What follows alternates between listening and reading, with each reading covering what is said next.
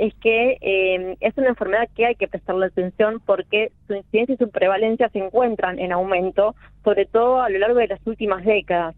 Esto va de la mano a el aumento en la expectativa de vida de las también de la mano de los adelantos terapéuticos en lo que es la medicina en general, ¿no? Que también nos permite que podamos sobrevivir más tiempo y que podamos Sí. también sobrevivir a determinadas complicaciones dentro de las cuales se encuentran las cardiovasculares. La insuficiencia cardíaca es la vía final de múltiples patologías y muchas veces también la consecuencia de estos factores de riesgo cardiovasculares quizás no controlados, que a su libre evolución pueden generar lo que es un síndrome coronario agudo. El síndrome coronario agudo, digamos, es una de las principales causas de insuficiencia cardíaca, por eso digo que es como la vía final común.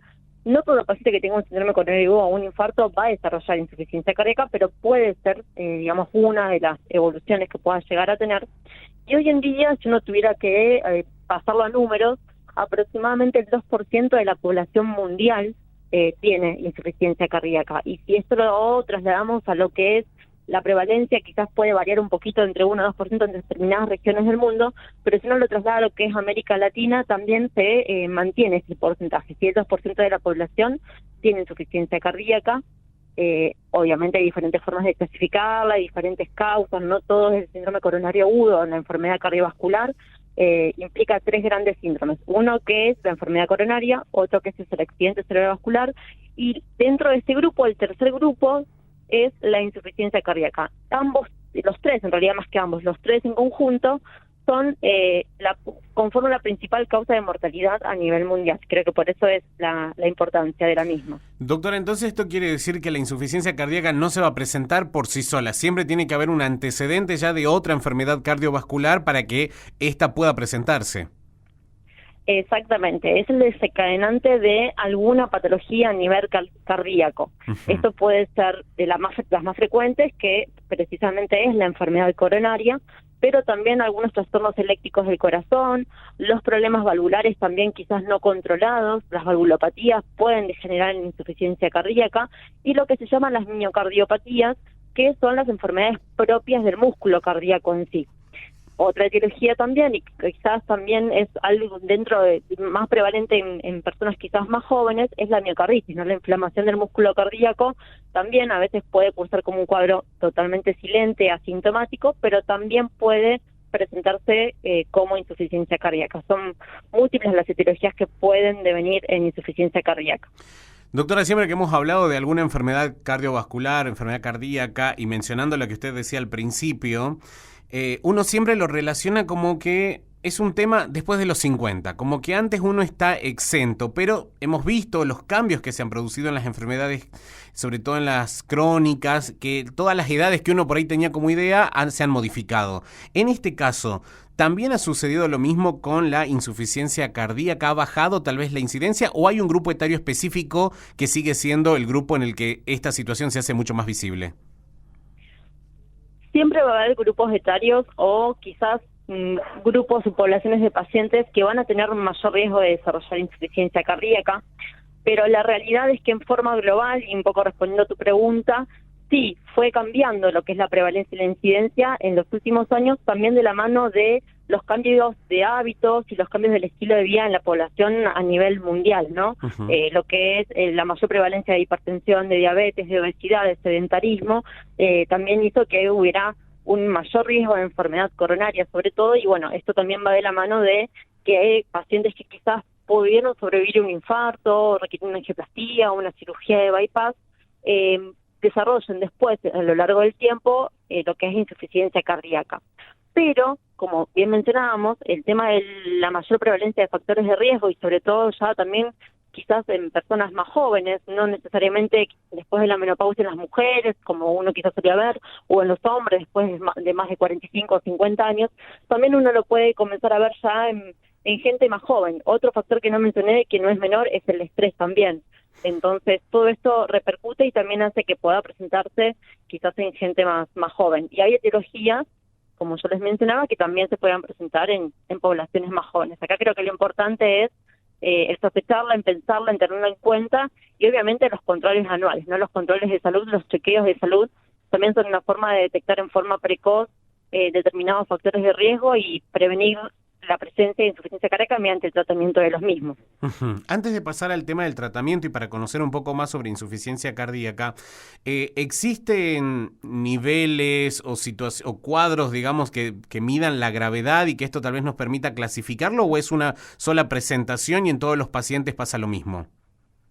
Sí, hay varias formas de poder clasificarla, pero una de las que quizás creo que es más práctica y fácil de llevar digamos, al día a día, es cuando uno la divide como en 4 estadios. El primer estadio son aquellos pacientes que tienen factores de riesgo para desarrollarla, que precisamente quienes están con un mayor riesgo son aquellas personas que tengan factores de riesgo, ¿no? Cardiovasculares, que son todos estos mismos que veníamos mencionando.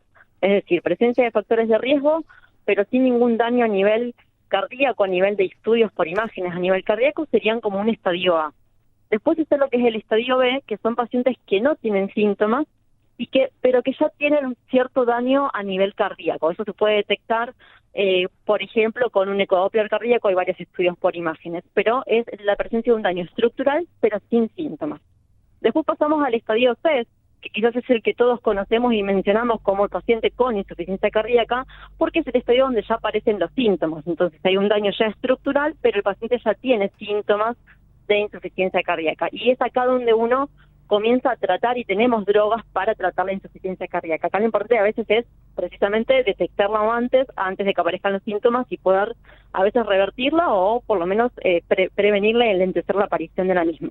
Y el estadio D, que es el último estadio, es cuando ya los tratamientos farmacológicos que conocemos al momento, la cirugía, algunas terapias que se utilizan también como de resincronización, algunas terapias interpercutáneas, ya han sido consideradas en los pacientes, han sido aplicadas y a pesar de eso el paciente continúa con síntomas, y en esos casos sí tenemos que pensar en opciones terapéuticas más avanzadas, dentro de las cuales se considera, por ejemplo, lo que es el trasplante cardíaco. Son 4 estadios y es como la forma quizás más fácil de poder clasificarla.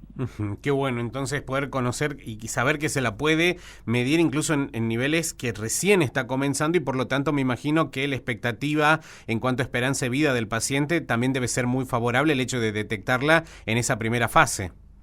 Totalmente, cuanto antes podamos detectarla y comenzar a actuar, mejor va a ser el pronóstico, mejor va a ser la evolución. ¿Y cuáles pueden ser las complicaciones asociadas a la insuficiencia cardíaca una vez presentada y que ponen en peligro la vida del paciente? ¿Hay algunas otras enfermedades que al hacerse como comorbilidades compliquen aún más el cuadro?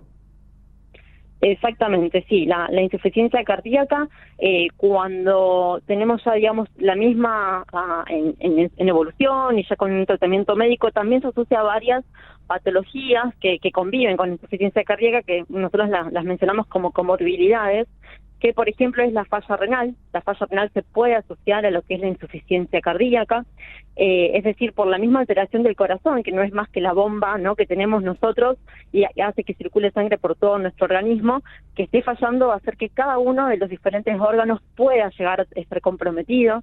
Puede haber deterioro cognitivo, puede haber falla renal, puede haber falla hepática, lo que es la falta de aire, la presencia de hipertensión pulmonar, que también se puede asociar a lo que es la insuficiencia cardíaca.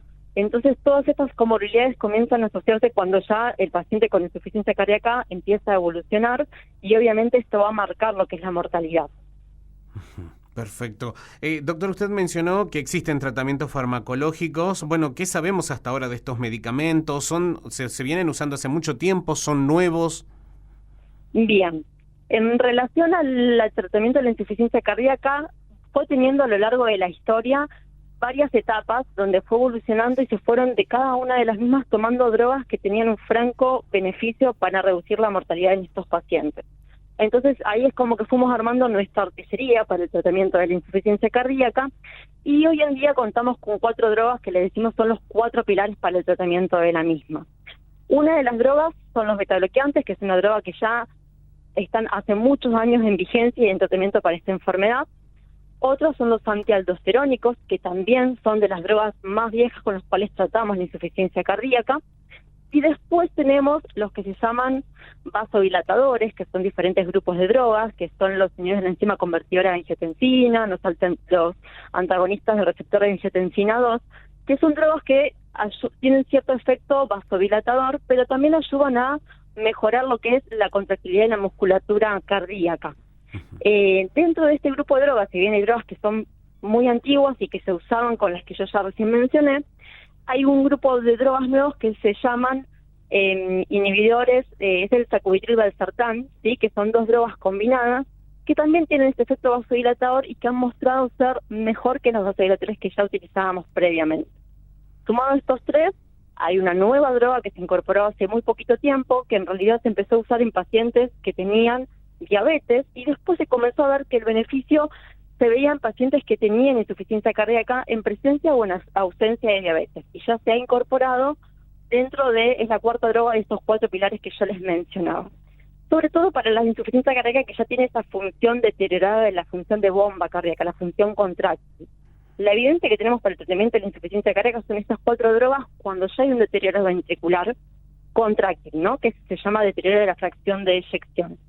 Cuando la función ventricular no está alterada, la función contráctil no está alterada, puede haber otras fallas que se llama disfunción diastólica, donde la fracción de eyección está conservada, y en esos casos todavía no tenemos evidencia contundente, al menos también aprobada en nuestro país, que demuestre que reduzca la mortalidad de esos pacientes. A nivel mundial, en estos casos, en esta población, el tratamiento es de los síntomas, sobre todo con diuréticos, y de todas estas comorbilidades que yo les mencionaba.